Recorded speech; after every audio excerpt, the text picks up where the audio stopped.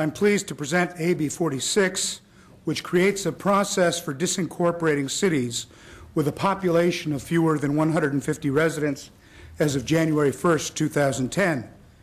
Any city that is disincorporated pursuant to this legislation would then be an unincorporated territory of its respective county, unless the County Board of Supervisors votes to allow the city to continue in existence, provided certain conditions are met.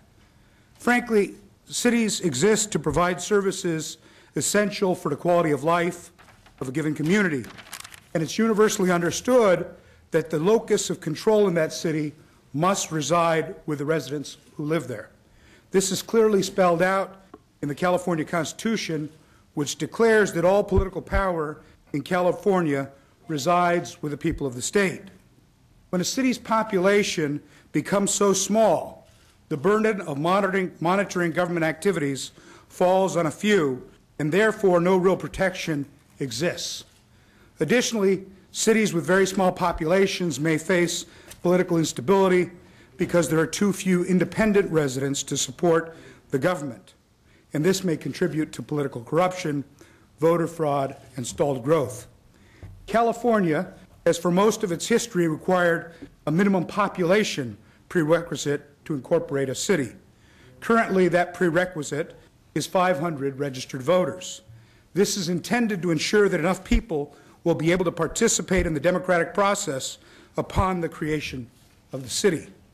But because the population requirement is only a prerequisite for incorporation, some cities' populations have fallen below that 500 registered voter threshold after their initial founding. This doesn't mean that such small cities are inherently corrupt, but once a city stands out as having the problems that I've referred to, action must be taken. One city that is a prime example of needing our attention is a city whose corruption has constituted the worst kind that we have seen in the state. The City of Vernon has a population of 96 voters, 96 residents, not voters, 96 residents as of 2010. It really is a very unique city. It is a city that is home to much thriving business, which is an important consideration for us, but an ever-growing population. It is a city with a long history of corruption and concern. Indictments going back in the city to the 1940s, and most recently, October of this past year.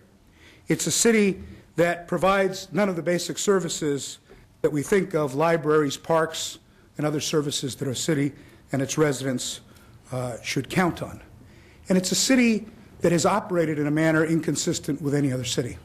The last mayor of the City of Vernon was mayor for 50 years,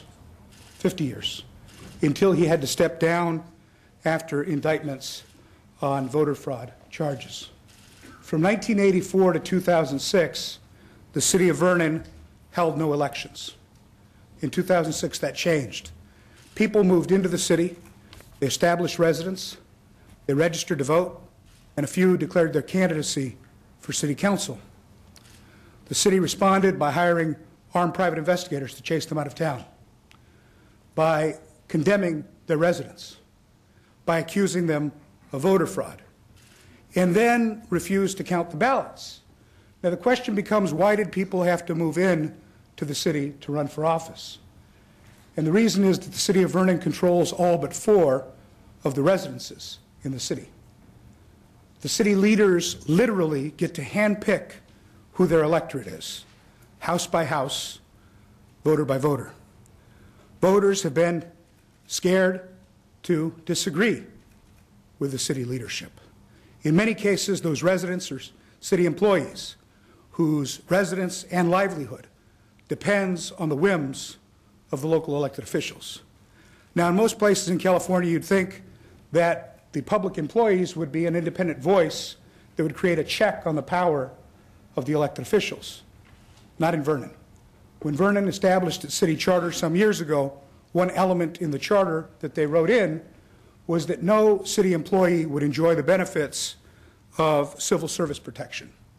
So when you populate your city with those residents, you have a very unique electorate. The rest of the population is significantly relatives and business associates or employees of leaders of the city in their other occupations. And so we have no independent electorate to create a check. As I said, the mayor stepped down after the last election. He had accused the new candidates of voter fraud. When voter fraud was investigated, 3 people were found guilty of voter fraud: the 50-year mayor, his wife, and his son. When the ballots were to be counted, it was only after significant litigation and consternation, and in the end, the city contracted with a private firm to count the ballots. In the end, the incumbents were all reelected, which isn't surprising, again, because the electorate had been handpicked. When all was said and done, the mayor stepped down, as did the city administrator, who was caught up in some of the similar sets of allegations. This city administrator and the mayor had previously been indicted in 1978 on corruption charges, but withstood that challenge. When the city administrator stepped down, pending trial, he began collecting his PERS pension, the largest PERS pension in the state of California, $509,667.60 a year, because he had claimed to work 6 jobs simultaneously while he was at the City of Vernon and accrued this pension obligation. That's a pension of over $42,000 a month. The average state employee pension in the state of California hovers at around $30,000 a year. This one individual, $42,000 a month, $509,000 a year. What we've seen is a city that has been run as a private fiefdom, a city that is run inconsistent with any of the expectations that we have for the people of California. In any other city, if you uncovered this pattern of activity, there would be a popular uprising, a call for overturning the leadership. If you look at the actions in the city of Bell last year that were uncovered, there was a massive movement of people calling for change in leadership. There was a recall election that was just held in the last months, and a new council put in place. There was house cleaning that existed because there was an independent electorate in place to call for that. In Vernon, because the city leaders control who their electorate is, there is no independent electorate to call for that action. And it falls before us as the legislature. We have the constitutional obligation and the constitutional authority to take these actions